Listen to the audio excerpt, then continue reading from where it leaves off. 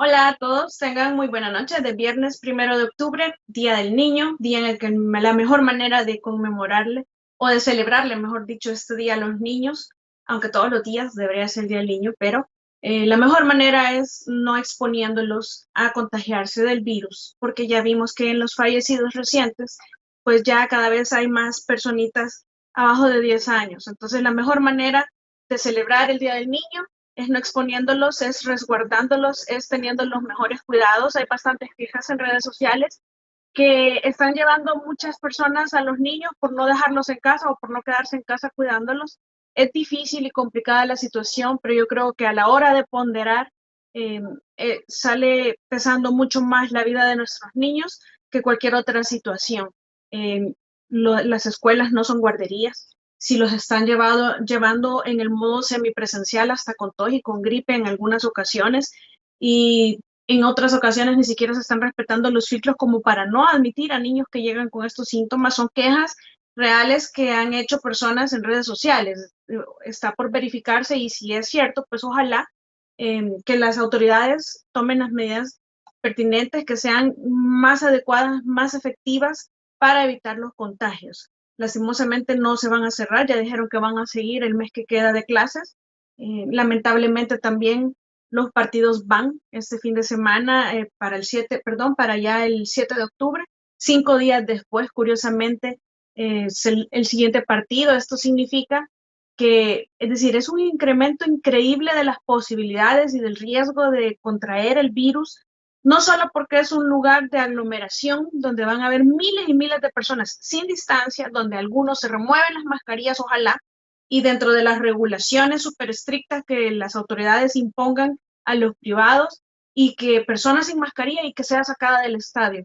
Pienso que en un lugar donde va a haber esa aglomeración, donde muchos se van a remover las mascarillas, donde están en casos ingiriendo bebidas alcohólicas, gritando, es decir, todos los factores en un solo lugar. Si lo único que falta es que sea cerrado, pero no hace falta que sea cerrado al no haber distancia. Entonces hay que tomar medidas, hay que sancionar realmente a las personas que no porten mascarillas en lugares de obligatoria protección. Hay que expulsar a las personas que no están usando la mascarilla en los lugares donde es obligatorio, en los estadios, por ejemplo, en el transporte público. Es increíble que veamos que hasta los conductores de microbuses y buses no portan la mascarilla y que permitan que gente sin mascarilla se suba al bus, exponiendo la salud y la vida de las personas que responsablemente están arriba de la unidad portando su mascarilla e intentando resguardarse. Esto es una responsabilidad conjunta de la empresa privada, de los ciudadanos y del Estado. Y aunque no les guste oírlos a muchos, el Hospital El Salvador es una de las mejores decisiones y es la razón por la que no estamos colapsados, pero no por eso queremos ir a parar ahí. Entonces, en nuestras manos está, el gobierno ha hecho su parte con el hospital, su parte con las vacunas, la empresa privada ha dejado de seguir reglas en algunos restaurantes, ya no guardan las medidas, están llenando al 100% los locales aún con aire acondicionado, espacios pequeños y cerrados, y están exponiendo a los consumidores. Ya no está como antes, que no en todos, sí, claro, siempre no es en todos, pero ya hay muchos que ya no guardan el reservado en medio de las mesas para que no haya aglutinación entre los comensales, es decir, una mesa sí, una no, ya no se está respetando, es decir, ya se le perdió el respeto a la enfermedad. Nos hace falta más reflexión, nos hace falta volver a creer que nos podemos morir si nos contagiamos, que podemos matar a nuestros familiares. Y eso yo lo decía temprano, es como porque nos preguntamos nosotros, ¿y por qué los criminales delinquen? ¿Por qué los ladrones roban? ¿Por qué los corruptos se corrompen y andan corrompiendo a otros? ¿Qué creen que no los van a agarrar?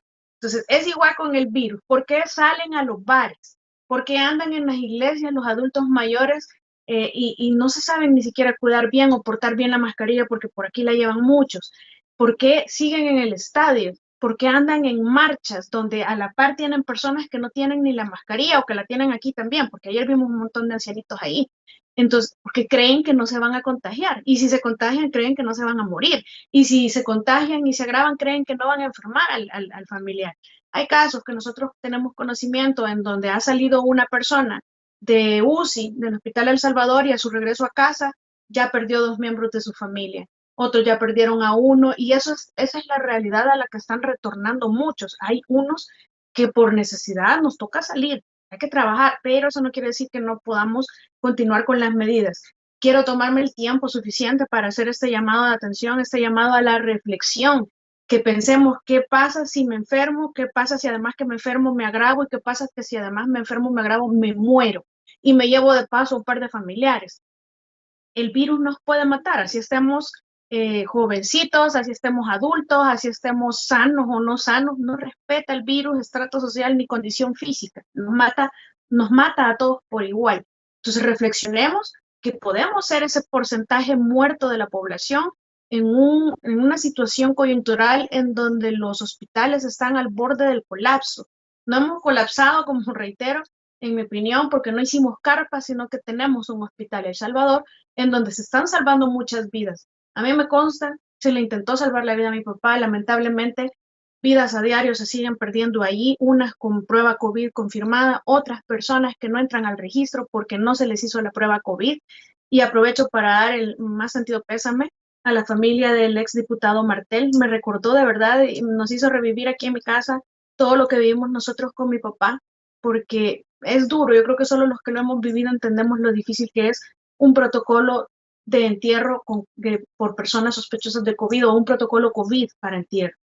No poder despedirse, hacer la vela, no poder ver a la persona que uno ama antes de ser enterrada, sino que uno la ve ya bajando en la lápida y solo ve el nombre escrito, pero no logra ver nada. Entonces, de verdad, nosotros revivimos todo eso con mi papá, nuestro más sentido pésame para la familia, porque esto es durísimo y ojalá y todos reflexionemos que el COVID nos está matando y que no es necesario salir a exponerse porque nos creemos invencibles con las vacunas, como alguien me escribía esta mañana.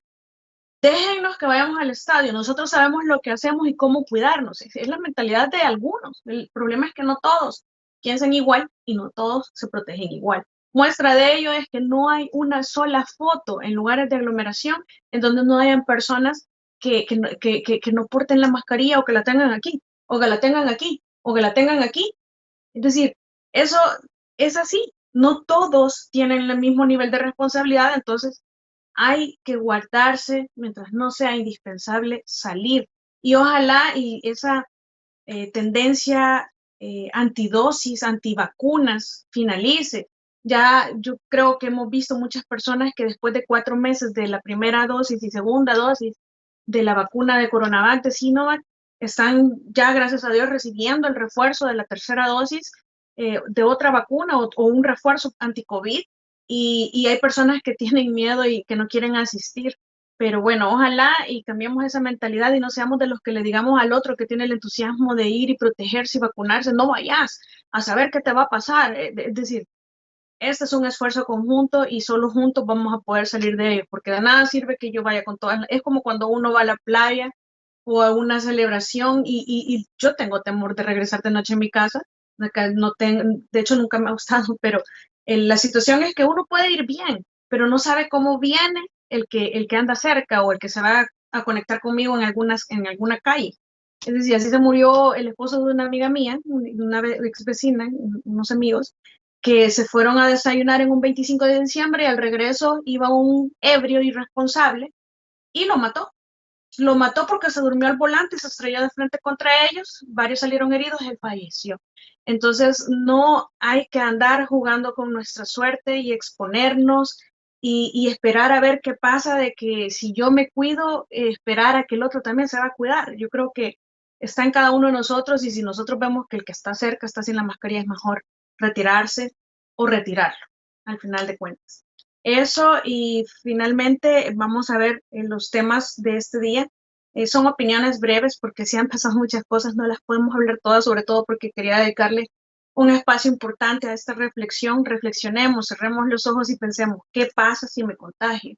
De verdad que el que no ha pasado por esto no entiende. Yo gracias a Dios no me he enfermado, pero he estado al cuidado de varias personas que se han contagiado y es realmente estresante, traumático, es desgarrador, es de todo y uno amanece cada día pensando, ya me contagié, ya tengo síntomas, es decir, y si fallece una persona muy cercana, pues es todavía peor. No esperemos a que alguien muera o a que cerca de nosotros alguien enferme para reaccionar. Bueno, eso es sobre las marchas que, en particular esta marcha que hubo el día de ayer, el día miércoles, bueno, de esta última marcha que hubo, en realidad en esta ocasión sí me parece que ya no era una marcha del pueblo, sino que era un engaño al pueblo. Creo que presenciamos muchos, quiero que veamos esta imagen que les voy a poner en pantalla, lastimosamente tengo que ser también responsables y decirles no logré confrontar la veracidad de que esta foto haya sido durante esta marcha o que sea en este país, pero sí circuló en redes sociales como si esto sucedió en El Salvador el día de ayer en la marcha. Entonces, aclarado esto, yo creo que a todos nos conmovió, nos partió el alma estar viendo a este ancianito como ustedes lo miran ahí. No solamente se ve cansado, sino que además no tiene su mascarilla. Escuchamos declaraciones, o por lo menos yo sí oí testimonios de personas que incluso dicen estar a favor del Bitcoin, pero que fueron ahí porque son miembros de algún grupo en donde se les indicó que tenían que ir y que pues ellos apoyan y que entonces ahí están. Miren, no se vale que a estas alturas sigamos jugando con los intereses de las personas y esto es para todos los funcionarios. Los excombatientes, los desmovilizados, son personas a las que el Estado en los últimos, desde que se firmaron los acuerdos de paz, no han decir, no han encontrado satisfacción ni protección en sus pretensiones. Todos los han utilizado, se les han ofrecido cualquier cantidad de beneficios, de vida digna, de vida de calidad, y ninguno les cumple. Entonces, no es tampoco como me decía alguien esta mañana, ese es problema de los dos partidos que estaban en la pugna de ese momento y que después lograron el poder, es decir, Arena y el Frente. No es cierto. En su momento fue responsabilidad de ellos y ellos les prometieron y no les cumplieron y son los que los andan, como decimos en El Salvador, los andan acarreando para las marchas. Estos señores ni saben qué están haciendo, les dan cualquier cosa y ellos ahí van a exponer su vida en época de pandemia, en época de COVID. Es lo más bajo que puede hacer un ser humano, me parece, porque ese es el desprecio mayor hacia la vida de otras personas. Exponerlos así por cuestiones político-partidarias. No tienen derecho a hacerlo, ojalá. Y el gobierno actual, de quien es la responsabilidad ahora, le dé solución a estos grupos, porque de lo contrario lo que va a pasar es que han sido movilizados antes, están siendo movilizados ahora y van a seguir siendo movilizados el día de mañana si no encuentran satisfacción en sus pretensiones. Y en este momento a quien le corresponde es al gobierno, quien también hizo sus ofertas y sus promesas a estos grupos de personas que no se ha podido cumplir o que no puedo afirmar que no ha habido voluntad. Lo cierto es que no se les ha cumplido. Igual que podemos hablarlo sobre muchos otros temas que estamos pendientes, el agua, las pensiones, una reforma integral a la educación, a todo el, bueno, muchas cosas que podríamos discutir. Lo cierto es que en este momento estoy hablando de los desmovilizados, de los excombatientes, con quienes se ha jugado, con quienes se está jugando y con quienes se va a seguir jugando si no se les resuelven sus pretensiones, que me parece que son completamente legítimas. Entonces cualquiera va a venir, los va a seguir sacando a la calle y en este momento exponiendo, porque ellos tienen la esperanza de que aún y ancianitos como están, pues alguien les responda. No me parece justo la utilización que se está haciendo, pero también es de aclarar que habían personas con legítimo interés reclamando sobre otros temas. Me consta, por ejemplo, que las cámaras persiguieron mucho al licenciado Tony Durán y que tomó la batuta que él tiene un interés legítimo por el cual se está pronunciando y en representación de muchos otros que algunos no se pronunciaron antes, otros se pronunciaron, pero que como ya se acogieron al decreto y van a tener una muy buena indemnización por las razones que sea, pues ya no hay el mismo apoyo. Aparte que también no era un día festivo, en donde había todo descanso, también son factores a considerar. Sin embargo, sí me parece que fue mucho de engaño, mucha movilización de engañosa, sobre todo de grupos vulnerables muy bajos. Y bueno, ojalá estas marchas van a seguirse dando y es un derecho legítimo. Se vieron fotos cuando estaban en la barricada, en donde hay personas, como les repito, con la mascarilla aquí, otras sin la mascarilla, no eran la mayoría, hay que ser honestos también, por lo menos en los videos que yo vi en las fotos. Sin embargo, pues es suficiente para promover el contagio. Lo mismo que pasa en los estadios y con estos cierres, aparte de que se me había ido por alto. 5 días después es el segundo partido. Miren qué lamentable que FIFA haya programado de esta manera en el mismo país, porque los que se contagien en el 7, en el primer partido, a los 5 días muy probablemente ya van a estar en su fase de contagio de la enfermedad si repiten, es decir, si vuelven a ir al estadio. Entonces ya va a ser como una multiplicación acelerada del contagio que pudiera haber, porque personas que no estaban contagiadas se fueron a contagiar en un partido y esto es decir, yo lo saco, las ideas, esto que lo estoy diciendo porque escuché la entrevista del doctor Oscar Picardo de un estudio que hicieron sobre El Salvador y la Selecta. Entonces son datos sobre una proyección, es decir, son resultados y proyecciones científicas y ellos mismos establecían 5 días después. Entonces, incrementando todos los factores, considerando que se vacunaron con la vacuna que tiene mayor efectividad de protección, es decir, ni siquiera consideraron que la mayoría de la población de El Salvador es de Sinovac, entonces incrementa el riesgo de contagio o de propagación del virus y que 5 días después, entonces es realmente preocupante que no tengamos conciencia y al final del día, miren, hay más partidos de fútbol que vida. Van a ir a dejar la vida por un partido, es decisión de ustedes. El problema es que no se van solo ustedes, sino que nos llevamos de encuentro a los familiares y a amigos de los familiares y a familiares de otros familiares, y entonces empieza la propagación por un partido de fútbol. Yo creo que no vale la pena.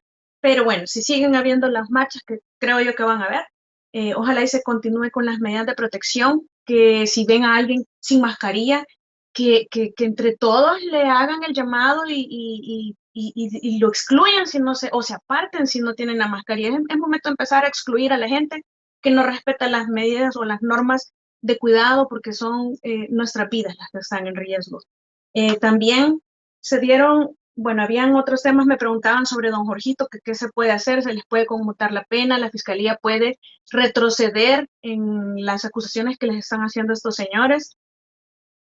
Me dio mucha vergüenza realmente que se bajaran los videos en donde don Jorgito menciona al magistrado Martínez, que era parte de la fiscalía, una fiscalía que fue un poco nefasta, pero incluso en alguna ocasión yo mencioné sobre uno de los magistrados que un juez de paz había ordenado certificar a la fiscalía para que se investigara por actos de tortura. Es sobre otro caso, pero es la misma persona. Entonces, yo creo que la bancada CIAN no debería de ensuciar sus manos por posibles actos dudosos de otras personas, aunque sean magistrados que ellos hayan electo. Yo creo que no vale la pena. Son funcionarios nuevos, son jóvenes en la política, que son nuevos en la política y no tienen ninguna obligación de estar arrastrando una corrupción o probable corrupción o situaciones dudosas que no son ni siquiera de ellos. Mucho cuidado con eso, es un consejo muy sano y con muy buena intención que lo doy. Y nos vamos a ir cerrando. Lo de don Jorgito, ojalá llamaran a don Pablito para que escucharan la versión de él también. A él hasta lo fueron a buscar a la cárcel los fiscales en ausencia de sus defensores. Intentaron, bueno, es decir, es terrible todo lo que se dio en ese manejo. Después del caso Saca, esto, es decir, esas coacciones que fueron en el caso Saca evolucionaron a torturas. En el caso no recuerdo, pero fue, ¿cómo se llama el caso? ¿Cómo lo denominó esa fiscalía? Pero era el de Luis Martínez, en donde hubo varios involucrados. Allí se trascendió ya al nivel de torturas, incluso contra otros miembros de la misma Fiscalía General de la República. Eso fue todavía más grave, porque como no hubo consecuencias de lo primero, se escaló en ese nivel de investigación de esa fiscalía mediante actos de coacción, mediante actos de tortura, mediante preparación es decir, nefasta esa fiscalía. Ojalá llamaran a don Pablito a la comisión y lo pudieran entrevistar. Miren, el tema de la renovación de los estatutos, yo no creo que renovando los estatutos se renueve un partido político, sobre todo porque los estatutos no son los que están mal. Yo los he leído y se los decía antes, cuando yo representé los intereses de 3 de las personas que se retiraron del Partido Arena, de Milena, de Felisa y de Gustavo. Y es decir, los estatutos están bien, los estatutos están maravillosos. El problema son los que manejan el partido político, los que están a la cabeza, incluso también del otro partido, del frente, que quieren vender renovación, pero los que siguen dando las órdenes, los que siguen influyendo, los que siguen mandando son personas que perdieron toda la credibilidad y que están al frente queriéndose plegar a estas marchas en donde hay ciudadanos verdaderamente interesados que no son miembros de partidos políticos, pero que estos partidos se quieren ir y plegar y aprovechar de la coyuntura del nacimiento de una nueva oposición y se quieren ir a poner como que ellos son parte, es decir, si ellos son los que están reclamando ahora por cambios que no se hicieron cuando ellos estuvieron en el gobierno. Entonces, si no se apartan estas personas, nunca se les va a creer que va a haber renovación en ninguno de estos dos partidos políticos. Un nuevo estatuto no dice nada cuando siguen cantando que El Salvador va a ser la tumba en donde los rojos van a terminar. Y ya sabemos cómo están ahorita, ¿verdad? Son un solo frente. Y por último, ya con esto cierro, eh, no me parece, bueno, sobre el caso de los jueces se me quedaba una situación, me parece muy curioso que antes de irse en la Cámara Primera hayan resuelto el tema de Norman Quijano. Y yo les he dicho muchas veces que lo que resolvieron, de hecho, sí me parece que era lo que procedía, yo ya lo he dicho en diferentes ocasiones, pero muy curioso ese dato que lo hacen justo el último día. En el caso del juez del Mozote, sí me parece que a la hora de ponderar, yo entiendo la ética con la que está actuando él y con la convicción de sus principios, pero yo creo que los intereses que se están dejando sobre las personas afectadas para la guerra y todo lo que se está investigando en ese juicio del Mozote, creo que debería de pesar más y reevaluar su decisión este juez, no porque, es decir, si el gobierno tiene la culpa, si la asamblea, que tengan la responsabilidad todo lo que quieran, pero no nos sumemos a castigar a personas inocentes por una decisión que no es ni de ellos. Yo creo que hay que hacer una reevaluación, hay que ponderar nuevamente qué pesa más. Puede ser que éticamente sea la respuesta adecuada, pero no creo que sea lo más correcto o lo más justo para estas personas, que la responsabilidad recaiga sobre otros y no sobre él. Y por último, eh, Interpol. Si no me quería ir sin mencionar que no me parece que la Interpol sea un organismo deliberativo. La Interpol es una policía internacional en donde ellos funcionan como un centro digital en donde están todas las órdenes de captura de todos los países, en donde estos países cruzan información para ver quiénes son los capturables, si se encuentran en su territorio y que entonces Interpol va a colaborar, porque esto es una colaboración entre las policías y esta es la Policía Internacional que ha venido con unos traspiés desde su creación, porque ha sido utilizado para fines políticos, porque ha sido utilizado como arma contra algunos gobiernos. No dejan que Rusia tenga la presidencia porque pues, Rusia también cuando hay han avalado capturas políticas, sobre todo en casos de allá por Europa, por Asia. Bueno, han incluso hasta capturado a personas asiladas, pero en el caso particular de nosotros, que dicen que es algo político, no me parece que la Interpol sea un organismo deliberativo. Interpol estuve leyendo y hay una comisión de revisión de estas alertas rojas por todo lo que ha sucedido en la historia de antecedentes de la Interpol. Y resulta que antes de esa comisión hay un grupo que previamente revisa todas estas situaciones de alarma para ver lo de la difusión roja. Entonces hay un grupo previo que pasa a una comisión que no aparece en ninguna parte porque busqué en los estatutos, en el reglamento, en las normas de funcionamiento, que de hecho nada de eso puede contrariar la ley, pero en la ley no hay atribuciones para nadie para estar deliberando, este caso es político, este no, pero la historia los ha llevado a que tengan más cuidado en ese tema. Y lo que sucede es que, por ejemplo, en el caso de El Salvador, ¿quién ha definido como político ese caso? Si nadie se ha pronunciado, ni siquiera están asiladas algunas de las personas a las que se les removió o no se va a cumplir esta difusión roja por parte de Interpol. Entonces, ¿quiénes están decidiendo si el asunto es político o no? En Interpol, donde no hay una facultad que se les haya otorgado en los estatutos de creación de este organismo de Policía Internacional para deliberar este tipo de situaciones. Esto tendría que ser un acuerdo internacional de otra naturaleza o potestades adicionales que no les están conferidas. Me parece una extralimitación, me parece un tema político porque ya sabemos cuáles intereses son los que están en juego. Definitivamente no es la Interpol el ente adecuado para decidir si este tema es político o no. Con esto no quiero decir tampoco que todas las detenciones estaban justificadas. Siempre lo he dicho, es la última ratio, la detención de una persona. En los casos en los que no es necesario, no debería de decretarse la detención. En este caso lo validaron los jueces, sin embargo, eso tampoco significa que sea correcto. Eso es algo que ha pasado siempre en El Salvador, pero sin decir que están en lo correcto nuestra fiscalía y nuestros jueces, puedo afirmar así de prima facie que en realidad Interpol no ha actuado correctamente conforme las normas internacionales. Sin embargo, pues a ver qué es lo que sucede, qué es lo que va a hacer el Estado de El Salvador, porque sí me parece que se está cometiendo una injerencia en nuestra autonomía. Pero a ver qué pasa con todo esto. Los invito a que sigamos siendo tolerantes y que nos cuidemos que respetemos las medidas de bioseguridad, como estábamos hablando al inicio. Y si Dios lo permite, nos escuchamos el próximo viernes. Un saludo para todos en donde sea que nos sintonicen cada viernes a las 7 de la noche. Gracias por sus comentarios, los he estado leyendo.